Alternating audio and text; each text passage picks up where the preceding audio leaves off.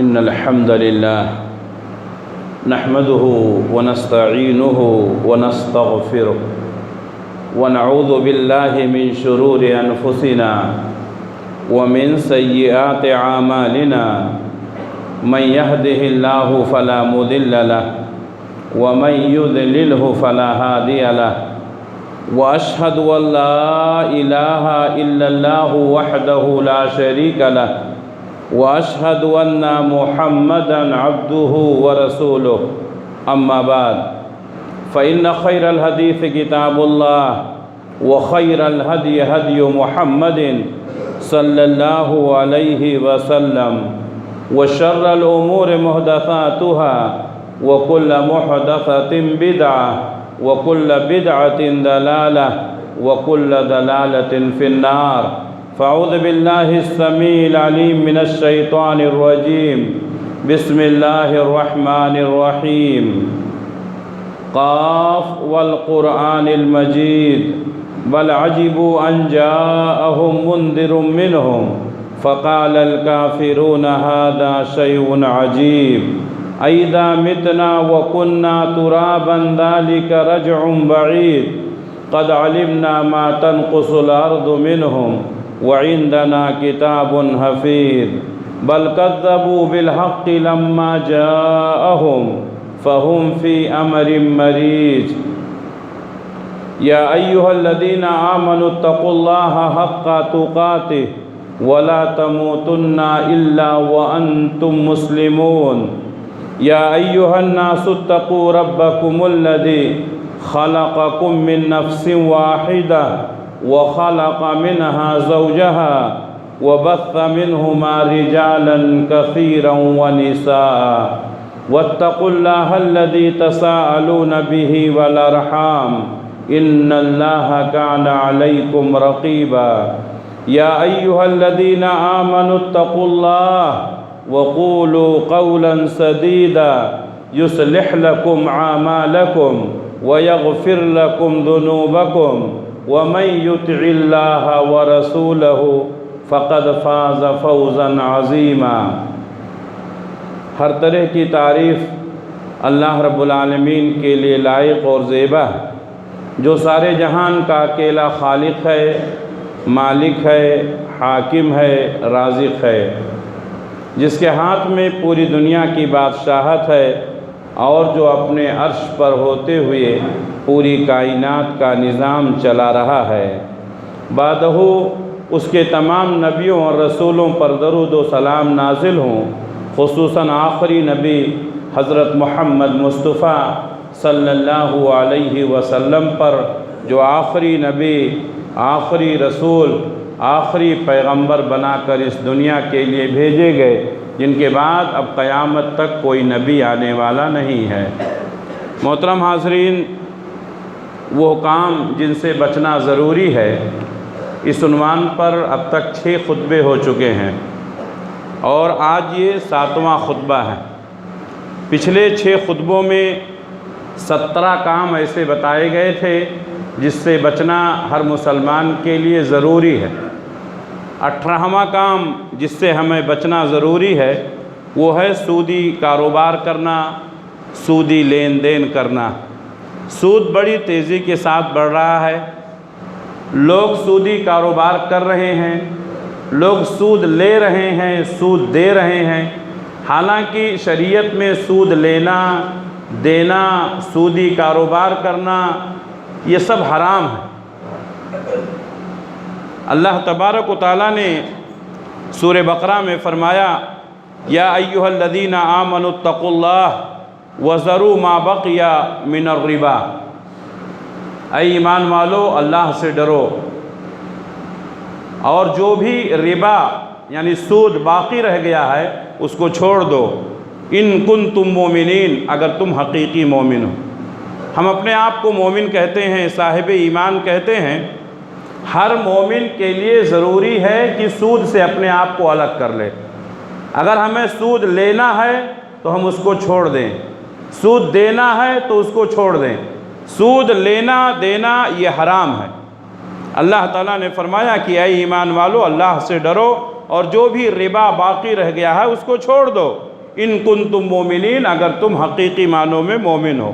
فَإِن لَمْ تَفْعَلُوا فَأْذَنُوا بِحَرْبٍ مِّنَ اللَّهِ وَرَسُولِهِ، اور اگر تم ایسا نہیں کرتے ہو، یعنی سود لینا سود دینا یہ نہیں چھوڑتے ہو، سودی کاروبار میں ملوث ہو، فَأْذَنُوا بِحَرْبٍ مِّنَ اللَّهِ وَرَسُولِهِ، تو اللہ اور اس کے رسول سے جنگ کے لیے تیار ہو جاؤ۔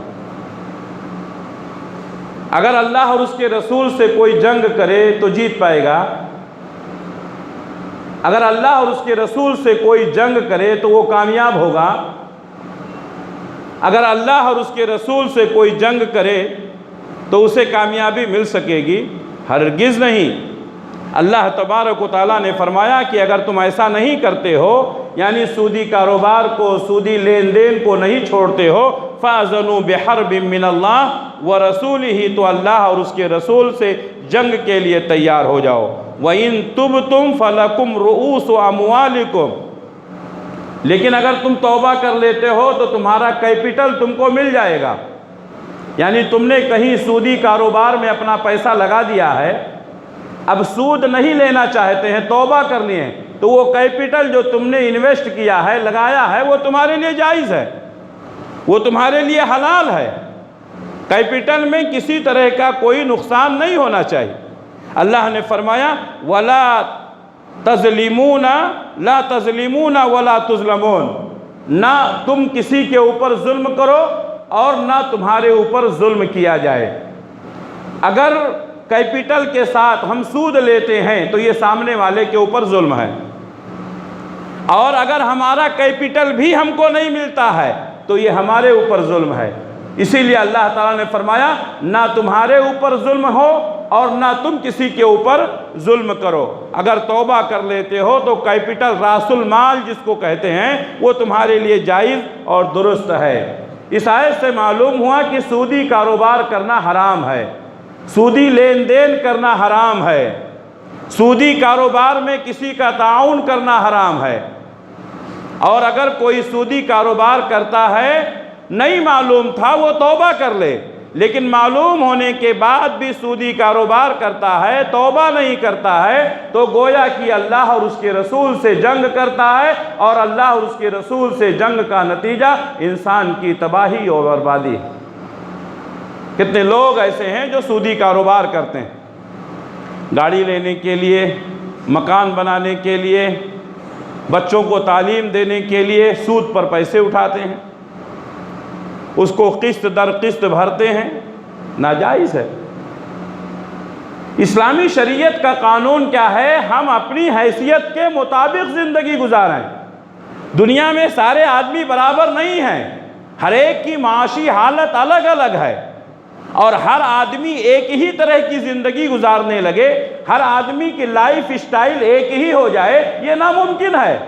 یہ سودی کاروبار، یہ سودی لین دین ہوا کیوں؟ انسان اپنی حیثیت سے بڑھ کر اپنی اوقات دکھانا چاہتا ہے۔ ارے بھئی، ہماری اس مسجد میں بیٹھے ہوئے کتنے لوگ ہوں گے جو 100 200 500 روپیہ روز کماتے ہوں گے، لیکن کتنے لوگ ہوں گے جن کا کاروبار روز کا لاکھوں میں ہوگا؟ کیا دونوں برابر ہو سکتے ہیں؟ دونوں کی حیثیت برابر ہو سکتی ہے؟ لیکن نہیں، ایک کمزور انسان جس کی حیثیت کم ہے، ایک کمزور انسان جو کم کماتا ہے، اپنے آپ کو بڑے لوگوں کی طرح سے ظاہر کرنے کے لیے سود پر پیسے لیتا ہے، اپنے بچوں کو بہترین اسکولوں میں، مہنگے اسکولوں میں داخل کراتا ہے، اپنی بیٹیوں کی شادی مالداروں کی طرح سے کرتا ہے۔ آپ کی حیثیت ہے، کوئی بات نہیں ہے، لیکن جب آپ کی حیثیت نہیں ہے تو سود پر پیسے لے کر کے، سودی کاروبار کر کے اس طرح کی جھوٹی شان دکھانا یہ کیسے ممکن ہو سکتا ہے؟ تو زیادہ تر جو لوگ سود لیتے ہیں اپنا ایٹیکیٹ بڑھانے کے لیے، اپنی حیثیت بڑھانے کے لیے، اپنی اوقات سے زیادہ اپنے آپ کو ظاہر کرنے کے لیے، اللہ تبارک و تعالیٰ نے سودی کاروبار سے منع کیا ہے۔ اگر کوئی شخص نہیں معلوم تھا، کیا ہے تو اس کو توبہ کر لینی چاہیے۔ معلوم ہونے کے باوجود بھی اگر وہ سودی کاروبار کرتا ہے، سودی لین دین کرتا ہے، تو گویا کہ اللہ اور اس کے رسول سے وہ جنگ کر رہا ہے۔ اللہ تبارک و تعالیٰ نے سورہ آل عمران میں فرمایا یا ایھا الذین آمنوا لا تاکلوا الربا، اے ایمان والو سود نہ کھاؤ، اضعافا مضاعفتا، بڑھا چڑھا کر کے۔ یہ جو ملک میں معاشی بحران آیا ہے، جو ہم سمجھ رہے ہیں جی ڈی پی بہت نیچے پہنچ چکی ہے، غریبوں کی تعداد بڑھتی جا رہی ہے، لوگ بہت ہی کم پیسے میں، بہت ہی کم حیثیت میں زندگی گزار رہے ہیں، اس کا ایک بڑا فیکٹ یہ ہے کہ سودی کاروبار زیادہ ہو گیا۔ چند بڑے لوگوں کے ہاتھ میں معاشی نظام پہنچ گیا، اور وہ یہ چاہتے ہیں کہ پورے ملک کی معیشت پر ان کا کنٹرول ہو۔ یہ کوئی نئی بات نہیں ہے، پہلے زمانے میں بھی ایسا تھا، آج بھی ہو رہا ہے، آئندہ بھی ہوتا رہے گا۔ مالدار یہ چاہتا ہے کہ معاشی نظام اس کے ہاتھ میں ہو، اس کے کنٹرول میں ہو، اور وہ جب چاہے تو مارکیٹ کو ٹائٹ کر دے، اور جب چاہے تو اس کے اندر آسانی پیدا کر دے۔ تو سودی کاروبار، کچھ کمپنیاں ہیں، کچھ لوگ ہیں جنہوں نے تمام لوگوں کے پیسے اکٹھا کر لیے ہیں، اور لوگوں کو مجبوری، لاچاری اور کمزوری کی زندگی گزارنے پر مجبور کرتے ہیں۔ ہمیں چاہیے کہ ہم اپنے آپ کو سود سے الگ کریں۔ تو ملک میں معیشت کا بحران جو آیا ہے، سودی کاروبار زیادہ بڑھ جانے کی وجہ سے، اللہ تبارک و تعالیٰ نے فرمایا یا ایھا الذین آمنوا لا تاکلوا الربا اضعافا مضاعفتا، اے ایمان والو سود کو بڑھا چڑھا کر مت کھایا کرو۔ اللہ کے نبی صلی اللہ علیہ وسلم کے زمانے میں یہ سسٹم تھا، نظام تھا کہ ایک آدمی امیر تھا تو وہ امیر غریب کو کچھ پیسے دیتا، اس کو ضرورت ہوتی، 1,50,000 دیتا، اور یہ طے کر دیتا کہ اتنے دن کے اندر یہ پیسہ آپ واپس کر دیں گے، اگر اتنے دن کے اندر یہ پیسہ واپس کریں گے تو اس پر سود اتنا % ہوگا۔ آج بھی وہی ہے، 15 دن کے اندر، 1 مہینے کے اندر آپ واپس کر دیں گے تو اس کا انٹرسٹ جو ہے، اس کا سود اتنا ہے، لیکن اس کے بعد بھی اگر آپ نے واپس نہیں کیا تو وہ سود کا در بڑھ جائے گا، پھر اس کے بعد بھی آپ نے نہیں کیا تو وہ در بڑھ جائے گا، یہاں تک کہ کبھی کبھی ایسا ہوتا ہے کہ راس المال، کیپٹل جو ہوتا ہے، اس سے زیادہ سود کا پیسہ ہو جاتا۔ ایک آدمی 50,000 روپے سود پر لیا، اور وہ قسط بھر رہا ہے، بھرنے میں تاخیر ہو جاتی ہے، وقت نکل گیا، پھر بھر رہا ہے، پھر بھر رہا ہے، 50,000 روپیہ سود پر لے کر کے 60,000، 70,000، 1,00,000 روپیہ بھرتا ہے، پھر بھی وہ سود ختم نہیں ہوتا ہے۔ اسی کو اللہ تبارک و تعالیٰ نے فرمایا کہ یا ایھا الذین آمنوا لا تاکلوا الربا اضعافا مضاعفتا، اے ایمان والو ربا کو یعنی سود کو بڑھا چڑھا کر مت کھاؤ، واتقوا اللہ لعلکم تفلحون، اور اللہ سے ڈرتے رہو تاکہ تم کامیاب ہو جاؤ۔ سودی کاروبار بہت زیادہ بڑھ رہا ہے، اور مسلمانوں کی بھی ایک بڑی تعداد سودی کاروبار میں ملوث ہے۔ بہت سارے لوگ آتے ہیں کہتے ہیں مجبوری میں میں نے کہا کیا مجبوری تھی؟ کیا مجبوری تھی؟ ایک بہت بڑی دکان کھولنی تھی، کیا مجبوری تھی؟ بہت بڑا شو روم کھولنا تھا، چھوٹا کاروبار کرو، چھوٹی دکان کھولو، کیا مجبوری تھی؟ بیٹی کی شادی کرنی تھی، اپنی حیثیت کے مطابق لڑکا ڈھونڈو، کیا ضرورت ہے جھوٹی شان دکھانے کی؟ ہماری حیثیت نہیں ہے تو ہم کیوں بڑھ چڑھ کر کے اس طرح سے کاروبار کریں؟ ہم کیوں اپنے شادی بیاہ میں اتنا زیادہ خرچ کریں؟ اللہ تبارک و تعالیٰ نے اس سے منع کیا ہے۔ پیارے نبی صلی اللہ علیہ وسلم نے فرمایا، سنن ابن ماجہ کی حدیث ہے، الربا 70 حوبا، سود کے 70 گناہ ہیں، سود کے 70 گناہ، الربا 70 حوبا، سود کے 70 گناہ، ایسرها ان ينكح الرجل امه، سب سے ہلکا گناہ یہ ہے کہ آدمی اپنی ماں کے ساتھ نکاح کر لے۔ کوئی مسلمان یہ برداشت کرے گا کہ وہ اپنی ماں کے ساتھ زنا کرے، لیکن سود کا ایک ہلکا گناہ یہ ہے کہ آدمی اپنی ماں کے ساتھ زنا کرے۔ اب کتنے لوگ ایسے ہیں جو اپنی ماں کے ساتھ زنا کرنے کا معاملہ کر رہے ہیں۔ بعض لوگوں نے اس حدیث پر انگلی اٹھائی ہے، کلام کیا ہے، لیکن کئی طرق سے اکٹھا کیا گیا تو یہ حدیث صحیح ہے۔ ایک اور حدیث میں اللہ کے نبی صلی اللہ علیہ وسلم نے فرمایا سود کے 70 سے زیادہ درجے ہیں، جس میں سے ادنا درجہ یہ ہے کہ کوئی آدمی 36 بار زنا کرے۔ زنا کرنا کتنا بڑا گناہ ہے، وہ بھی اپنی ماں کے ساتھ نکاح کرنا۔ میرے بھائیوں، سودی کاروبار چھوڑ دو۔ بظاہر انسان کتنا بھی ترقی کر جائے، لیکن سودی کاروبار میں اگر وہ ہے تو اس کو سکون نہیں ملے گا۔ آپ کو بہت سارے لوگ ملیں گے جن کا کاروبار بہت اچھا ہے، جن کی دکان بہت اچھی چلتی ہے، جن کے پاس روپے پیسے بہت زیادہ ہیں، جن کے پاس بینک بیلنس بہت زیادہ ہے، لیکن پھر بھی ان کو سکون نہیں ہے۔ کیوں؟ اس لیے کہ سودی کاروبار میں ڈوبے ہوئے ہیں، اس لیے کہ سودی کاروبار میں ان کی تجارت چل رہی ہے۔ تو سود سے کبھی انسان ترقی نہیں کر سکتا ہے۔ اللہ کے نبی صلی اللہ علیہ وسلم نے ایک حدیث میں فرمایا کہ سود کتنا بھی بڑھ جائے اس کا انجام آخر میں خسارہ ہے، آخر میں اس کا انجام خسارہ ہی ہے۔ اللہ تعالیٰ نے کوئی بیماری دے دیا، لاکھوں روپے لگتے ہیں آج کی بیماریوں میں علاج کرانے میں۔ اللہ نہ کرے کوئی کینسر کا مریض ہو گیا، کسی کا لیور خراب ہو گیا، برین ٹیومر ہو گیا، کیسی کیسی بیماریاں ہیں۔ اللہ ہم سب کی حفاظت فرمائے، ہمارے بچوں کی، ہمارے نسلوں کی بھی اللہ حفاظت فرمائے۔ کہیں ایسا نہ ہو یہ سودی کاروبار کر کے، یہ سودی کھا کر کے ہمارے خون، ہمارے پھیپھڑے، ہماری خون اور ہماری کڈنیاں خراب ہو جائیں۔ میرے بھائیو، سود سے توبہ کرو۔ اللہ کے نبی صلی اللہ علیہ وسلم نے فرمایا لعنت ہے اس شخص پر جو سود کھاتا ہے، لعنت ہے اس شخص پر جو سود کھلاتا ہے۔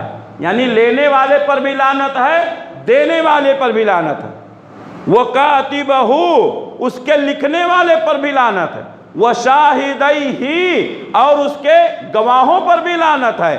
ہمارے نبی نے فرمایا كُلُّهُمْ سَوَاءٌ، سب برابر ہیں۔ اب آپ کہیں گے میں تو کھاتا نہیں ہوں، میں تو سود دیتا نہیں ہوں۔ اگر آپ سود لکھتے ہیں، کسی بینک میں کام کر رہے ہیں، تو آپ بھی برابر کے شریک ہیں سود میں۔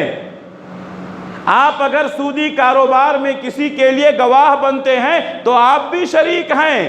سود لینا بھی، دینا بھی، لکھنا بھی اور گواہی دینا بھی، ہمارے نبی نے فرمایا گناہوں میں سب برابر ہیں۔ میرے بھائیوں، اتنا سنگین جرم ہے یہ، اللہ ہم سب کی حفاظت فرمائے۔ پیارے نبی صلی اللہ علیہ وسلم کا طریقہ تھا، آپ فجر کی نماز کے بعد مصلی پر بیٹھے رہتے تھے۔ کوئی صحابی کوئی خواب دیکھا ہوتا تو بتاتا، آپ اس کی خواب کی تعبیر بتاتے۔ کبھی آپ خود کوئی خواب دیکھے ہوتے تو خواب سناتے اور تعبیر بتاتے۔ ایک دفعہ اللہ کے نبی صلی اللہ علیہ وسلم فجر کی نماز کے بعد اپنے مصلی پر بیٹھے ہیں، آپ نے ایک خواب کا تذکرہ کیا۔ وہ خواب وہ حدیث بہت لمبی ہے، صحیح بخاری کی ہے، لیکن ہمارے موضوع سے جو متعلق ہے وہ اتنا کہ نبی صلی اللہ علیہ وسلم نے دیکھا کہ خون کا ایک نہر ہے، خون کی ایک بڑی ندی ہے، اس میں ایک آدمی تیر رہا ہے، اور کنارے پر ایک آدمی بیٹھا ہوا ہے جس کے پاس بہت سارے پتھر ہیں۔ وہ خون میں تیرتا ہوا آدمی جب ساحل پر آتا، نکلنے کی کوشش کرتا، تو یہ کنارے پر بیٹھا ہوا آدمی پتھر مارتا اور اس کے منہ پر لگتا، وہ آدمی پھر خون کی ندی میں چلے جاتا۔ ندی میں ڈوب رہا ہے، نکلنے کی کوشش کر رہا ہے، لیکن پھر بھی نکل نہیں پاتا ہے۔ کیوں؟ ساحل پر بیٹھا ہوا انسان پتھر مارتا ہے اور وہ پھر خون کی ندی میں چلے جاتا ہے۔ ہمارے نبی صلی اللہ علیہ وسلم نے اپنے ساتھی حضرت جبریل سے پوچھا یہ کون ہے، اس کو اتنی سخت سزا دی جا رہی ہے؟ تو حضرت جبریل نے کہا کہ اے اللہ کے رسول، یہ سود خور ہے، سود کھانے والا ہے، یہ نکل نہیں سکتا ہے۔ سود ایک ایسا دلدل ہے، سود ایک ایسا کیچڑ ہے، ایک بار آدمی سود میں گھس گیا باہر نہیں نکل پاتا ہے۔ جو لوگ سود سے بچے ہوئے ہیں ان کو اللہ کا شکر ادا کرنا چاہیے کہ اللہ تبارک و تعالیٰ نے ایک بڑے فتنے سے آپ کو بچا کر رکھا ہے۔ ایک بڑے عذاب سے آپ کو بچا کر رکھا ہے۔ اور اگر کوئی سودی کاروبار میں ملوث ہے تو ابھی اسی وقت یہیں بیٹھ کر توبہ کر لے، اور یہاں سے نکلنے کے بعد وہ سود کا معاملہ ختم کرنے کی کوشش کرے۔ بہت سارے لوگ سمجھتے ہیں سود میں فائدہ ہے، آپ بینک میں پیسہ جمع کر دیے، اتنے سال کے بعد ڈبل ہو جائے گا، اتنے سال کے بعد ڈبل کا ڈبل ہو جائے گا، اتنے سال کے بعد ڈبل کا ڈبل ہو جائے گا۔ لوگ کیا کرتے ہیں، بچی پیدا ہوئی اس کے نام پر فکس ڈپازٹ کر دیتے ہیں، بچے کے نام پر فکس ڈپازٹ کر دیتے ہیں، کہتے ہیں یہ سود نہیں ہے۔ وہ لوگ تجارت کرتے ہیں، وہ لوگ تجارت کرتے ہیں، ہمارے پیسے کو کاروبار میں لگاتے ہیں، اور وہ جو نفع آتا ہے ہمارے اکاؤنٹ میں ایڈ کر دیتے ہیں۔ قرآن مجید میں اللہ تعالیٰ نے فرمایا، جب ان کو سود کی سنگینی بیان کی جاتی ہے تو وہ کیا کہتے ہیں، سود بھی تجارت کی طرح سے ہے، جس طریقے سے ہم تجارت کرتے ہیں، تجارت میں نفع ملتا ہے، اسی طریقے سے سود میں بھی نفع ملتا ہے۔ جو لوگ فکس ڈپازٹ کرتے ہیں وہ اسی نظریے کے ساتھ کرتے ہیں کہ یہ سود نہیں ہے، ہمارے پیسے کو کاروبار میں لگایا جا رہا ہے اور وہاں سے جو نفع ملتا ہے ہمارے اکاؤنٹ میں ایڈ کر دیا جاتا ہے۔ سود ہے، سود ہے، سود ہے، کبھی کامیابی نہیں ملے گی۔ اللہ تبارک و تعالیٰ نے فرمایا یمحق اللہ الربا ویربی الصدقات، اللہ تبارک و تعالیٰ سود کو مٹاتا ہے، صدقات کو بڑھاتا ہے۔ اللہ تبارک و تعالیٰ کے سمجھانے کا انداز، کانسیپٹ دیکھیے، ہم کہیں پیسہ انویسٹ کیے ہیں، اس میں سے کچھ پیسہ نفع آتا ہے، اللہ تعالیٰ کیا کہہ رہا ہے، سود کو اللہ تعالیٰ مٹاتا ہے، جبکہ بظاہر پیسہ آ رہا ہے۔ وَيُرْبِ الصَّدَقَاتِ، صدقات کو بڑھاتا ہے۔ حقیقت کیا ہے، صدقہ ہم دیتے ہیں تو پیسہ کم ہوتا ہے۔ آپ کے پاس 100 روپے ہیں، آپ نے 50 روپیہ صدقہ بانٹ دیا تو آپ کے پاس کتنے بچے، 50 روپے۔ لیکن اللہ تعالیٰ کہتا ہے کہ اللہ صدقے کو بڑھاتا ہے۔ آپ کے پاس 100 روپیہ تھا، آپ نے انویسٹ کیا، آپ کو 10 روپے لگ کر آئے، بظاہر لگ رہا ہے کہ 10 روپیہ بڑھا ہے، لیکن اللہ تعالیٰ کہتا ہے یمحق اللہ الربا، اللہ سود کو مٹاتا ہے، ویربی الصدقات، صدقات کو بڑھاتا ہے۔ یہ احساس کی بات ہے، سودی کاروبار کرنے والا بظاہر ترقی کرتا ہے لیکن وہ اسی کیچڑ کے دلدل میں پھنستا جا رہا ہے، ایک دن اس کا انجام تباہی و بربادی ہے۔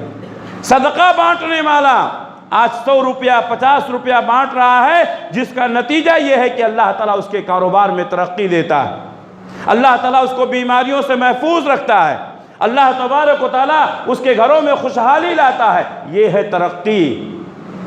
سودی کاروبار سے توبہ کرو، سود سے توبہ کرو۔ آج مسلمانوں کا ایک بڑا طبقہ سود میں ڈوبا ہوا ہے۔ اللہ کے نبی صلی اللہ علیہ وسلم نے فرمایا اذا ظہر الزنا والربا فی قریۃ فقد احلوا عذاب اللہ، جب کسی بستی میں، جب کسی شہر میں سود کا، زنا کا عام ہو جانا معلوم ہو جائے، وہاں کے لوگ سود عام طور پر سودی کاروبار کرنے لگے، یا اسی طریقے سے زنا عام ہو جائے، تو ان لوگوں نے اپنے اوپر اللہ کے عذاب کو حلال کر لیا۔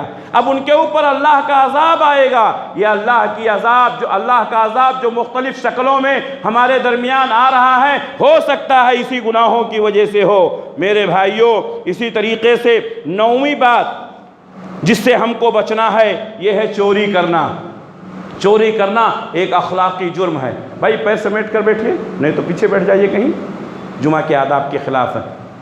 تو اللہ کے نبی صلی اللہ علیہ وسلم نے چوری سے منع کیا ہے، اللہ تبارک و تعالیٰ نے چوری سے منع کیا ہے۔ چوری ایک اخلاقی جرم ہے۔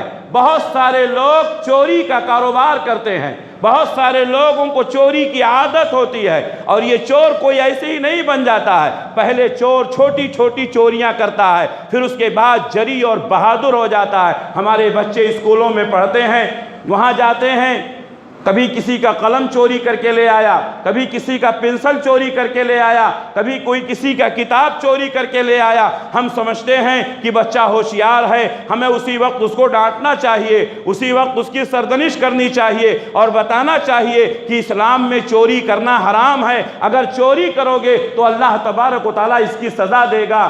میرے بھائیوں، اگر بچپن سے ہم اپنے بچوں کے ذہن و دماغ میں یہ بات ڈال دیں گے کہ اسلام میں چوری کرنا حرام ہے تو بچے کبھی چوری نہیں کریں گے۔ لیکن مائیں دیکھتی نہیں ہیں، مائیں بچوں کو ڈانٹتی نہیں ہیں، باپ بچوں کو ڈانٹتا نہیں ہے، جس کا نتیجہ کیا ہوتا ہے؟ دھیرے دھیرے انسان چوری کرنے لگتا ہے اور اس کو چوری کی عادت ہو جاتی ہے۔ میرے بھائیوں، کسی بھی سماج اور معاشرے میں چوری کو اچھا نہیں سمجھا گیا۔ دنیا کے اندر جتنے بھی دھرم اور مذاہب ہیں، تمام لوگ چوری کو ناپسند کرتے ہیں، لیکن اسلام کا قانون اتنا اچھا ہے۔ اسلام نے چوری کو صرف ناپسند نہیں کیا، بلکہ چوری کو روکنے کے لیے جو اصول اور ضابطے بنائے وہ تمام مذاہب سے بہتر ہے۔ اللہ تبارک و تعالیٰ نے کیا فرمایا؟ اللہ نے فرمایا السارق والسارقۃ فاقطعوا ایدیہما جزاء بما کسبا نکالا من اللہ واللہ عزیز حکیم۔ سورہ مائدہ کی آیت ہے۔ السارق والسارقۃ، چوری کرنے والا مرد، والسارقۃ یا چوری کرنے والی عورت، اگر وہ ثابت ہو جائے کہ انہوں نے چوری کیا ہے، فاقطعوا ایدیہما، تو ان کے ہاتھ کاٹ دیے جائیں گے۔ یہ اسلامی قانون ہے۔ اگر چوری ثابت ہو گئی، مرد ہو یا عورت، ہاتھ کاٹا جائے گا۔ اب آپ سوچیں گے عورت کا ہاتھ کیسے کاٹیں گے؟ اللہ نے فرمایا السارق والسارقۃ، چوری کرنے والا مرد ہو یا عورت، فاقطعوا ایدیہما، ان کے ہاتھ کاٹے جائیں گے۔ اگر چوری ثابت ہو گئی تو ہاتھ کاٹا جائے گا۔ اللہ تبارک و تعالیٰ نے فرمایا جزاء بما کسبا، یہ اسلام کا ظلم نہیں ہے، یہ ان کا جرم ہے جس کی وجہ سے ان کو یہ سزا دی جا رہی ہے، ان کا ہاتھ کاٹا جا رہا ہے۔ اگر ہم چاہتے ہیں کہ ہمارے ہاتھ سلامت رہیں تو ہم کو چوری نہیں کرنا چاہیے، اگر چوری کریں گے تو ہاتھ کاٹا جائے گا۔ جزاء بما کسبا، یہ جرم نہیں، یہ ظلم نہیں ہے، یہ اس گناہ کے پاداش میں ہے جو اس نے کیا تھا۔ نکالا من اللہ، اللہ کی طرف سے یہ عذاب متعین کیا گیا ہے۔ واللہ عزیز حکیم، اور اللہ تبارک و تعالیٰ غالب ہے، حکمت والا ہے۔ چوری کم ہو یا زیادہ، صحیح بخاری کی ایک حدیث ہے، ہمارے نبی نے فرمایا لعن السارق، اللہ کے نبی صلی اللہ علیہ وسلم نے فرمایا کیا ہے؟ لعنت ہے چوری پر۔ یسرق البیضۃ، وہ انڈا چوری کرتا ہے۔ لعنت ہے چور پر، یسرق البیضۃ، انڈا چوری کرتا ہے، فیقطع یدہ، انڈا چوری کرنے کی وجہ سے اس کا ہاتھ کاٹ دیا جاتا ہے۔ ویسرق الحبل، اور وہ رسی چوری کرتا ہے، فیقطع یدہ، اس کا ہاتھ کاٹ دیا جاتا ہے۔ انڈا چوری کیا، ہاتھ کاٹ دیا گیا، رسی چوری کیا، ہاتھ کاٹ دیا گیا۔ اپنے بچوں کو بتائیں، اپنے بچوں کو بتائیں چوری کرنا حرام ہے۔ اگر کوئی چوری کرتا ہے تو اس کا انجام بہت بھیانک ہے۔ اسلامی شریعت میں، اسلامی قانون پر، جہاں پر اسلامی قانون نافذ ہو، جہاں پر شریعت پر عمل ہوتا ہو، وہاں ہاتھ کاٹا جائے گا۔ ہمارے یہاں نہیں۔ کوئی یہ نہ سمجھے کہ ہمارے ملک میں، یہ جمہوری ملک ہے، یہ اسلامی ملک نہیں ہے۔ جہاں پر اسلامی ملک ہے، اسلامی قانون ہے، سعودی کے اندر اگر آپ چوری کریں گے آپ کا ہاتھ کاٹا جائے گا، پھر چوری کریں گے دوسرا ہاتھ کاٹا جائے گا۔ چوری کرنے والا مرد ہو یا عورت، اس کا ہاتھ کاٹنا ہے۔ صحیح بخاری کی ایک مشہور حدیث ہے، قبیلہ مخزوم کی ایک عورت نے چوری کر لیا، بڑے خاندان کی تھی، بڑے گھر کی تھی۔ لوگوں نے کہا شریعت کے مطابق اب اس کا ہاتھ کاٹا جائے گا، بڑے خاندان کی ہے، اگر اس کا ہاتھ کاٹا جائے تو خاندان کی ناک کٹ جائے گی، اس لیے نبی سے سفارش کی جائے۔ اگر چھوڑ دیتے ہیں تو بہتر ہے، لیکن کس کی مجال کہ نبی کے پاس جائے، کس کی مجال کہ نبی سے سفارش کرے۔ لوگوں نے حضرت اسامہ ابن زید کو تیار کیا۔ اسامہ ابن زید کون ہیں؟ حضرت زید کے بیٹے ہیں۔ اللہ کے نبی صلی اللہ علیہ وسلم ان کو بہت مانتے تھے، بڑی محبت کرتے تھے۔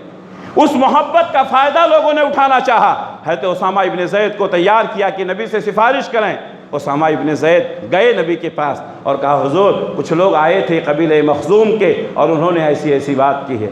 اللہ کے نبی صلی اللہ علیہ وسلم نے فرمایا اسامہ، اللہ کے حد میں اللہ کے حد میں تم سفارش کرتے ہو، یہ ہمارا حد کیا متعین کیا ہوا حد نہیں ہے، یہ حد کس نے متعین کیا ہے؟ اللہ نے کیا ہے، اور اللہ کے حد میں کسی کو اختیار نہیں رہتا ہے۔ اللہ کے نبی صلی اللہ علیہ وسلم نے اسی موقع پر فرمایا تھا، لو ان فاطمہ بنت محمد سرقت لقطعت یدها، صحیح بخاری کی حدیث ہے، اگر فاطمہ بنت محمد بھی چوری کرتی لقطعت یدها، تو میں اس کا ہاتھ کاٹ دیتا۔ یہ فاطمہ کون ہے جن کے بارے میں پیارے نبی نے فرمایا فاطمہ میرے جگر کا ٹکڑا ہے، اگر کوئی فاطمہ کو تکلیف پہنچاتا ہے تو مجھے تکلیف پہنچاتا ہے، اگر کوئی فاطمہ کو خوش کرتا ہے تو مجھے خوش کرتا ہے۔ لیکن جہاں اللہ کے حدود کی بات آئی، آپ نے کیا فرمایا؟ لو ان فاطمہ بنت محمد سرقت لقطعت یدها، اگر فاطمہ بنت محمد میری بیٹی بھی چوری کرے تو میں اس کا ہاتھ کاٹ دوں گا۔ فاطمہ بنت محمد بھی اگر چوری کرے، عدل کا دستور ہے کہ ہاتھ کاٹا جائے گا۔ میرے بھائیوں، اسی موقع پر اللہ کے نبی صلی اللہ علیہ وسلم نے فرمایا کہ پچھلی قومیں جو ہلاک ہو گئیں، برباد ہو گئیں، اللہ کا عذاب آیا، وجہ کیا تھی؟ یہی کہ جب کوئی چھوٹا آدمی جرم کرتا تھا تو اس کو سزا دی جاتی تھی، اور جب بڑا آدمی جرم کرتا تھا تو اس کو چھوڑ دیا جاتا تھا۔ میرے بھائیوں، آج جس دور میں ہم گزر رہے ہیں یہ وہی دور ہے۔ ایک کمیونٹی کے لوگ کوئی غلطی کرتے ہیں، ان کے اوپر مقدمات کے مقدمات لگائے جاتے ہیں، ان کو ذلیل کیا جاتا ہے، رسوا کیا جاتا ہے، ان کی زندگی کو اجیرن کر دیا جاتا ہے، ان کے خاندان کو تباہ و برباد کر دیا جاتا ہے، لیکن وہی جرم دوسری کمیونٹی کے لوگ کرتے ہیں، کوئی جرم نہیں ہے۔ میرے بھائیوں، پیارے نبی نے فرمایا جب پہلے لوگ غریبوں پر ظلم کرتے تھے، ان کا ہاتھ کاٹتے تھے، اور امیر جب کرتا تھا تو چھوڑ دیا جاتا تھا، ایسے لوگوں پر اللہ کا عذاب آتا ہے۔ کسی بھی ملک میں، کسی بھی بستی میں، کسی بھی شہر میں جب امیر اور غریب کی تفریق کی جائے، میرے بھائیوں، اللہ کا عذاب آنا یقینی ہے۔ یہ جو ہم جھیل رہے ہیں یہ عذاب کی مختلف شکلیں ہیں۔ ہر آدمی کو ملک میں رہنے کا اختیار ہے، ہر آدمی کے ساتھ انصاف ہونا چاہیے۔ اللہ تعالیٰ نے فرمایا وَلَا يَجْرِمَنَّكُمْ شَنَآنُ قَوْمٍ عَلَىٰ أَلَّا تَعْدِلُوا اعْدِلُوا هُوَ أَقْرَبُ لِلتَّقْوَىٰ، کسی قوم کی دشمنی تم کو مجبور نہ کر دے کہ تم اس کے ساتھ ناانصافی کرو، عدل کی بات کرو، یہی تقویٰ کے زیادہ قریب ہے۔ ہمارا اپنا ہو، غلطی غلطی ہے، ہمارا دشمن ہو، غلطی غلطی ہے، غلطی کرے گا سزا ملے گی۔ میرے بھائیوں، پیارے نبی نے فرمایا میری بیٹی فاطمہ بھی چوری کرے اس کا ہاتھ کاٹا جائے گا۔ میرے بھائیوں، ایک تو یہ چوری کا ہے، چوری کی ایک شکل اور ہے ڈاکہ زنی۔ ڈاکہ زنی چوری کہتے ہیں کسی کی نگاہوں سے چھپ کر اس کا سامان اڑا لینا، اور ڈاکہ کسے کہتے ہیں؟ طاقت کے زور پر، خنجر کے زور پر اس کا مال لوٹ لینا، اس کو جان کی دھمکی دینا، یہ چوری سے بھی زیادہ خطرناک ہے۔ اللہ تبارک و تعالیٰ نے ایسے لوگوں کے متعلق فرمایا، سورہ مائدہ کی آیت ہے، اللہ تبارک و تعالیٰ نے فرمایا کہ جو لوگ اللہ اور اس کے رسول سے جنگ کرتے ہیں، زمین میں فساد پیدا کرتے ہیں، لوگوں کا مال لوٹ لیتے ہیں، ان کی سزا یہ ہے کہ ان کو قتل کر دیا جائے، او یصلبوا، یا ان کو سولی پر چڑھا دیا جائے، او تقطع ایدیہم وارجلہم من خلاف، یا ان کے ہاتھ اور پیر کاٹ دیے جائیں، داہنا ہاتھ بایاں پیر، یا بایاں ہاتھ داہنا پیر۔ یعنی چور کی سزا کیا ہے؟ ہاتھ کاٹنا۔ لیکن اگر کوئی ڈاکہ زنی کیا ہے تو اس کی سزا کیا ہے؟ اس کو سولی پر چڑھانا، اس کو قتل کرنا، اس کے ہاتھ اور پیر کاٹنا۔ اللہ تبارک و تعالیٰ نے فرمایا اسی طرح اس کو شہر بدر کر دینا۔ ذَلِكَ لَهُمْ خِزْيٌ فِي الدُّنْيَا، یہ ان کے لیے دنیا میں رسوائی اور ذلت ہے۔ وَلَهُمْ فِي الْآخِرَةِ عَذَابٌ عَلِيمٌ، اور ان کے لیے آخرت میں دردناک عذاب ہے۔ معلوم یہ ہوا چوری میں اور ڈاکہ زنی میں تھوڑا فرق ہے۔ چوری کوئی بھی انسان لوگوں کی نگاہوں سے بچ کے کر لیتا ہے، اور ڈاکہ زنی روڑیزم جسے کہتے ہیں، انسان گروپ بنا کر کے خنجر کے زور پر، طاقت کے بل پر کسی کی دکان لوٹ لیتا ہے، کسی کا گھر لوٹ لیتا ہے، کسی کی بیوی کی عزت لوٹ لیتا ہے، کسی کو جان سے مار دیتا ہے، معاف لنچنگ کرتا ہے، یہ ساری چیزیں کس میں آتی ہیں؟ سینہ زوری میں آتی ہیں۔ اللہ تبارک و تعالیٰ نے اس زمین کو فتنہ و فساد سے پاک کرنے کے لیے یہ اصول بنائے ہیں، اور جب ان اصولوں پر عمل ہوگا زمین میں فتنہ و فساد نہیں ہوگا، اور جب تک ان مجرموں کو چھوڑتے رہیں گے، ان ظالموں کو چھوڑتے رہیں گے، اسی طریقے سے زمین پر فتنہ و فساد پھیلتا رہے گا۔ میرے بھائیوں، 20ویں چیز جس سے ہم کو بچنا ہے اور جس سے ہمیں اپنے آپ کو بچانا ہے، رشوت لینا دینا۔ رشوت یہ عام ہو گیا ہے، آپ کو کوئی بھی کام ہے پیسہ دے دیں آپ کا کام ہو جائے گا۔ رشوت لینا، اللہ کے نبی صلی اللہ علیہ وسلم نے فرمایا، سنن ابو داؤد کی حدیث ہے، لعن اللہ الراشی، اللہ تعالیٰ نے لعنت فرمائی ہے رشوت لینے والے پر، والمرتشی، رشوت دینے والے پر، والرائش بینہما، اور رشوت کا معاملہ طے کرانے والے پر۔ اللہ اکبر۔ سنن ابو داؤد کی یہ روایت ہے، آپ رشوت لیتے ہیں آپ کے اوپر لعنت ہے، رشوت دیتے ہیں آپ کے اوپر لعنت ہے، بیچ میں نہ لیتا ہے نہ دیتا ہے اس کے اوپر بھی لعنت ہے۔ جو رشوت لینے دینے کا معاملہ طے کراتا ہے، اللہ کے نبی نے فرمایا اس کے اوپر بھی لعنت ہے۔ اللہ اکبر۔ کس دور میں ہم جی رہے ہیں؟ رشوت کا بازار گرم ہے۔ آپ کے پاس کوئی عہدہ اور منصب نہیں ہے، آپ رشوت دے کر کے وہ حاصل کر لیں۔ آپ کے پاس سرٹیفکیٹ نہیں ہے، رشوت دے کر کے حاصل کر لیں۔ ایک آدمی ہے جس کے پاس وہ عہدہ اور منصب ملنا چاہیے، اس کا حقدار ہے، اس کی سرٹیفکیٹ ایسی ہے اور اس کا کوالیفیکیشن ایسا ہے، لیکن کیا کرتے ہیں؟ وہ رشوت نہیں دیتا ہے۔ ایک آدمی جو اس کا مستحق نہیں تھا، رشوت دے کر کے وہ مقام حاصل کر لیتا ہے۔ رشوت دے کر کے جب اس عہدے پر پہنچے گا، یہ خود رشوت دے کر کے وہاں تک پہنچا ہے، تو آپ کا کام بغیر رشوت کے کرے گا۔ اسی لیے وہ جتنا رشوت دیتا ہے وہ کئی گنا زیادہ آپ سے وصولتا ہے۔ یہ ہے رشوت کا، یہ ایک اینگل ہے، یہ ایک سرکل ہے، سارے لوگ اس میں پھنسے ہوئے ہیں۔ میرے بھائیوں، آپ کو کوئی معمولی تکلیف ہوئی، آپ معمولی FIR درج کرانے جاتے ہیں، کوئی حوالدار آپ سے بات بھی نہیں کرے گا جب تک آپ اس کے ہاتھ میں کچھ پیسہ نہیں رکھیں گے۔ یہ ہے رشوت۔ اللہ ہم سب کی حفاظت فرمائے۔ کیسا رشوت کا بازار گرم ہے۔ ہمارے نبی نے فرمایا رشوت لینے والے پر لعنت، رشوت دینے والے پر لعنت، رشوت کا معاملہ طے کرانے والے پر لعنت۔ اللہ ہم سب کی حفاظت فرمائے۔ ہاں، کچھ مسائل ایسے ہوتے ہیں، کچھ مسائل ایسے ہوتے ہیں جہاں انسان مجبور ہوتا ہے۔ مثال کے طور پر ہمارے محلے کا کوئی آدمی، ہمارا اپنا کوئی رشتہ دار، جس کو ناجائز طور پر کسی نے مقدمات میں پھنسا دیا، اس نے کوئی جرم نہیں کیا ہے۔ میں نے بتایا آپ ایسی کمیونٹی کے ہیں، لوگ آپ کے دشمن ہیں، آپ کو کبھی بھی پھنسایا جا سکتا ہے، آپ کو کبھی بھی جیل میں ڈالا جا سکتا ہے، آپ کو کبھی بھی ظلم کیا جا سکتا ہے آپ پر۔ ایسا شخص جس نے کوئی جرم نہیں کیا تھا، صرف ایک برادری کی وجہ سے، ایک خاندان کی وجہ سے، اس کے کاروبار کی وجہ سے اس کو پھنسا دیا گیا، جیل میں ڈال دیا گیا، اس نے کوئی جرم نہیں کیا ہے، اب اس کو باہر لانے کے لیے بغیر رشوت کے کام نہیں ہوتا ہے۔ ایک اچھے کام کے لیے، ایک صحیح اور درست کام کے لیے بھی آپ کو پیسے دینے پڑتے ہیں۔ یہ ہے مسائل، انسان کی مجبوریاں۔ اللہ تبارک و تعالی یقیناً حالات کو دیکھنے والا ہے، کیسے کیسے حالات پیدا ہوئے ہیں۔ اللہ ہم سب کی حفاظت فرمائے۔ ہمارے نبی نے فرمایا رشوت لینا، رشوت دینا، یہ ساری چیزیں حرام ہیں، اللہ کی لعنت ہے ایسے لوگوں پر۔ اللہ سے دعا ہے کہ اللہ تبارک و تعالی ہمیں ان کاموں سے بچنے کی توفیق عنایت فرمائے جن کاموں سے بچنے کا اللہ اور اس کے رسول نے حکم دیا ہے۔ اللہ ہم سب کو سچا پکا مسلمان بنائے، نبی کی سنتوں پر عمل کرنے کی توفیق عنایت فرمائے، بدعات و خرافات سے اللہ ہم سب کی حفاظت فرمائے۔ اللہ جب تک دنیا میں رکھے اسلام پر قائم رکھے، خاتمہ ہو تو ایمان بالخیر پر ہو۔ ربنا تقبل منا انك انت السميع العليم وتب علينا انك انت التواب الرحيم برحمتك يا ارحم الراحمين آمين۔